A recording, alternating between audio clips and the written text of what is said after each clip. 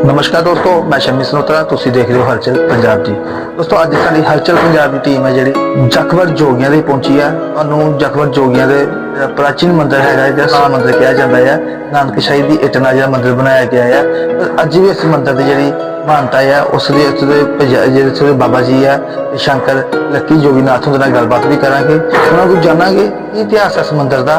बिल्कुल तुहानूं दस दईए कि दस्सिया जाता है कि इत्थे पंजाबी फिल्मां दी कई फिल्मां की इत्थे शूटिंग भी हो चुकी है। जिहड़ा छोटा जिहा पिंड है जखवड़ जोगियां का, जिथे 100 साल पुराना मंदिर है, उत्थों का इतिहास है, उत्थों का प्राचीन मंदिर है कि इसका इतिहास तो गलबात करते हैं शंकर लक्कीनाथ के नाल। की कहना उन्होंने। मैं शमी सनोत्रा, हलचल पंजाब जी, पठानकोट। बोलिए गुरु गोरक्षनाथ जी महाराज की जय। इस डेरे का नाम है जखवड़ जोगियां,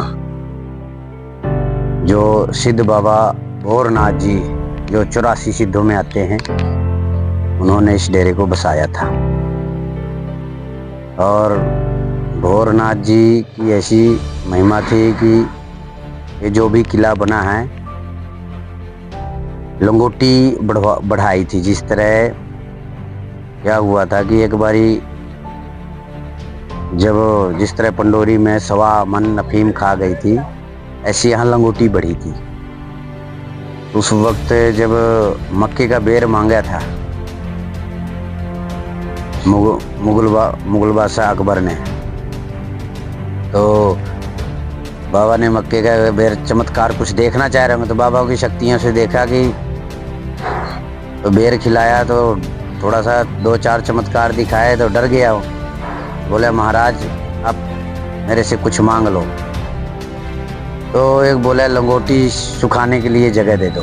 तो लंगोटी लपेट रखी थी और लंगोटी खोली गई, फैलती चली गई, फैलती चली गई।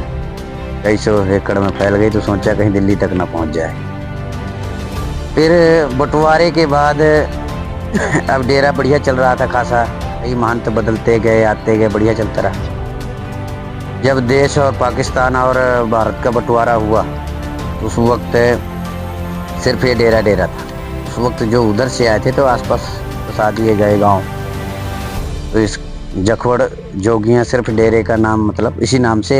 फिर बाद में जब गांव बसा दिया गया, तो इसके बाद अपने साधुओं ने तो काफ़ी दूर तक यहाँ से बिंद्रा बनी पड़ा है, वहाँ जगह दी थी। वहाँ जगह देने के बाद लोगों ने बोला यहाँ जंगल बहुत ज़्यादा है और आप अपने डेरे के आसपास दे दो। चलो ठीक है, बोले आप भी करना है, मैं अपनी ज़मीन मेरे को भी खिलाना, खुद भी करना। ऐसे करते परिवार बढ़ते बढ़ते बंटवारे से इतना बड़ा मतलब पिंड बन चुका है। फिर इसके बाद कुछ काल पीछे ये ज़मीनें फिर काफ़ी रहीं, तो जो बड़े बड़े भूमाफिया टाइप के होते हैं, लोभ बड़ा कि इतनी साधुओं के पास अखाड़ों की ज़मीनें हैं, इनका कोई रखवाली, तो जैसे पटवारी है, तहसीलदार है, इसने रल मिलकर सब ने मतलब एक मंदिर मतलब मठ के नाम ही ज़मीन को एक पर्सनल आदमी के नाम होने लगे। फिर ये बिक्री करता बन गई है, सारी ज़मीन बिकने लगी फटाफट। तो इसलिए ऐसे ऐसे करके सारी ज़मीनें। फिर मेरे को 2021 में जैसे हमारे साधु समाज में पता चला कि अभी इसके लिए लड़ना पड़ेगा, तो मेरी जिम्मेवारी लगाई कि यहाँ केस भी लड़ने हैं और इस डेरे को पूरा आजाद कर। डेरा तो छूट गया, 15 किले ज़मीन छुड़ाई गई और बाकी केस चल रहा है, क्योंकि इसमें सारा प्रशासन भी उसमें मंदिर की ज़मीन जब नाम नहीं होती तो प्रशासन भी मिला ही था। इसीलिए इसके कारण ये सारा डेरा उजड़ गया। इसकी बुर्जें थी वो खोद के खा गए, इसकी चगाठे निकाल के ले गए। पीछे जब इसमें लूट बहुत मची थी, अब तो चलो रोक लग गई, लूट मची, कोई कैर नहीं करने वाला था, तो मतलब इसको ऐसे ही लूटा। यहाँ भी काफ़ी बड़ी एक बिल्डिंग थी, उसको भी सोना चांदी निकालने के चक्कर में उसको भी खोद खाद के मतलब पूरा इसमें इस एरिए में पूरा इसको ऐसा लूटा गया जिस तरह अंग्रेज़ों ने किसी देश को लूटा हो। इसको इतनी ऐतिहासिक जगह को बिल्कुल खंडहर कर दिया। फिर काफ़ी चर्चाएं हुई, तो 1-2-4 पिंडों की मतलब पंचायत बैठी, तो उसमें मैं भी था पंचायत में। तो मेरी तरफ अपना नाथ संप्रदाय था, क्योंकि बिना साधु समाज के महंत नहीं बनाया जा सकता है। तो साधु समाज से विनती करी पंचायतों ने कि इस महात्मा की जिम्मेवारी लगाई जाए, तो फिर मेरी जिम्मेवारी यहाँ लगाई गई। और फिर आगे हम केस भी देख रहे हैं और इसके सारे डेरे की भी देख देख भी हम कर रहे हैं। अब आगे जो होगा, क्योंकि ये युग परिवर्तन जिस तरह कई बार तीन पीढ़ियों के बाद कभी उजड़ता है फिर बसता है, कभी ये उजड़ गया है, अब इसका बसने का समय आएगा। अब बसने का आ ही गया है, क्योंकि आखिरी रजिस्ट्रियां बची थी, इसको तोड़ फोड़ के पदरा कर देना था जेसीबी लगा कर। क्योंकि बड़े बड़े उसमें पॉलिटिक्स वाले भी थे और अधिकारी भी थे, क्योंकि तहसीलदार जब अगर जमीन मंदिर के नाम संपत्ति अगर किसी के नाम पर्सनल आदमी की हो रही है तो फिर सारा सिस्टम भ्रष्ट रहा, शासन का तो इसमें हाथ था ही। इसलिए बाकी परमात्मा की कृपा रही तो जनता का भी सहयोग है इस एरिए का, जब इस जगह को पुराने विरासत को बचाना है किसी हालात में।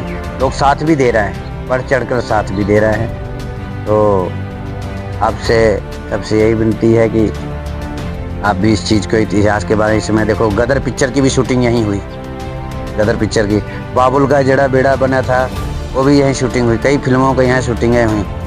फिर हमारे एक महंत पहले थे शंकर नाथ जी, उनके समय से उसके बाद ही मतलब ये शुरुआत हुआ।